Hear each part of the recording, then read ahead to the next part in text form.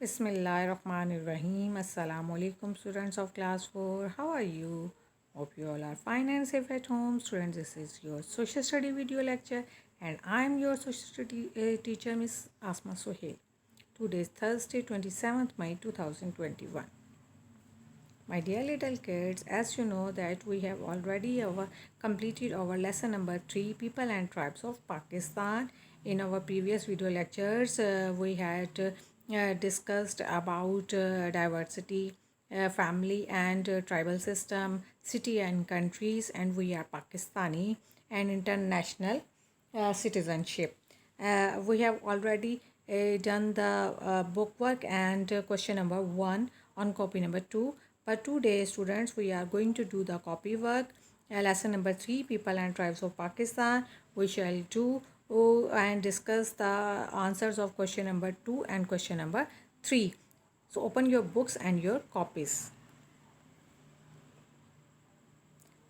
Before starting the copy work, students, once again we repeat our topics and we discuss about cities. हम cities के बारे में discuss करेंगे. We shall discuss the city came into being. आपको मैंने पहले lecture में भी बताया था कि cities जो हैं वो और कंट्रीज़ जो हैं वो कैसे बनी थी, किस तरह वजूद में आई थी. सिटीज़ से पहले क्या था कि कॉलोनीज़ बनी थी. उससे पहले ट्राइबल सिस्टम था, फिर वो कॉलोनीज़ में चेंज हुआ और उसके बाद वो फिर सिटीज़ और कंट्रीज़ में चेंज हो गया. The cities came into being when human brain developed slowly. जब इंसान का दिमाग जो है उसने आहिस्ता आहिस्ता तरक्की करना शुरू की थी, कुछ नया सोचना शुरू किया था. It started setting colonies with planning. तो उसने प्लानिंग की थी उसके दिमाग ने कि पूरा प्लान किया था कि कॉलोनीज़ बनाई जाएंगी जहाँ पे उसके ज़िंदगी गुजारने के लिए तमाम चीज़ें जो हैं वो मौजूद होंगी. और ये जो सेटलमेंट्स है उसने कहाँ पे की थी? The settlements were made around the rivers as water was the most important need. अब वो जो सेटलमेंट्स की गई थी, जो कॉलोनीज़ बनाई गई थी, तो उसके लिए जो सबसे ज़्यादा इम्पॉर्टेंट चीज़ थी वो क्या थी कि वाटर था. वो दरिया के किनारे बनाई गई थी क्योंकि पानी जो है ज़िंदगी का बहुत अहम हिस्सा है. पानी के बगैर तो कुछ भी पॉसिबल नहीं है. अगर आपको खेती बाड़ी भी करनी है, फसलें भी ग्रो करनी है, अपने लिए अनाज उगाना है, तब भी आपको पानी की ज़रूरत पड़ेगी.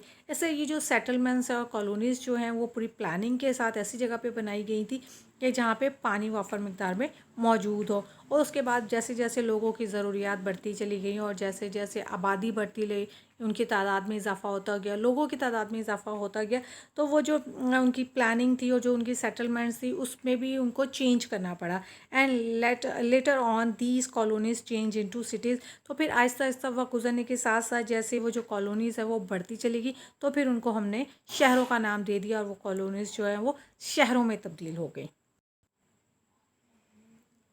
Now nationality. What is nationality? कौमियत क्या है? Nationality is the legal evidence that resident is the citizen of the country. अब नेशनैलिटी क्या है, कौमियत क्या है? कि एक कानूनी सबूत है उस मुल्क में रहने वाले शहरी के लिए कि वो वहाँ का रहने वाला है, वो उस मुल्क के में रहता है और वहाँ की वो कौम है. तो ये एक उसको लीगल एविडेंस है, मतलब कानूनी सबूत है ये.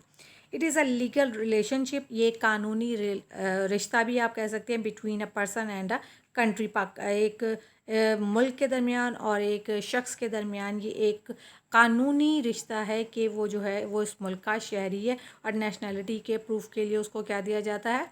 Identity card. Now, students, your question number 1, question number 2 is question number we have already done. So, open your copies. First, mention date and day. Lesson number 3, People and Tribes of Pakistan. Answer these questions, and all the headings should be underlined. And don't forget to draw margin line. Margin line kindly draw करना मत भूला करें.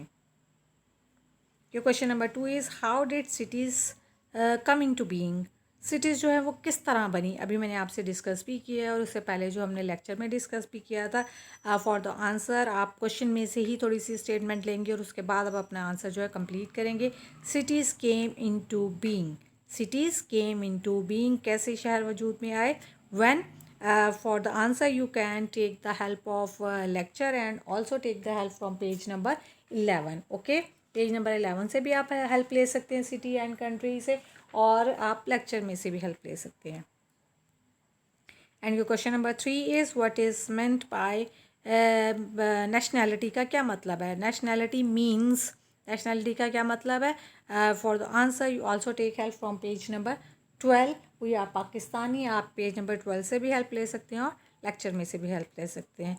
So now student, do your work very neatly and in good handwriting, and take care of yourself. Allah Hafiz.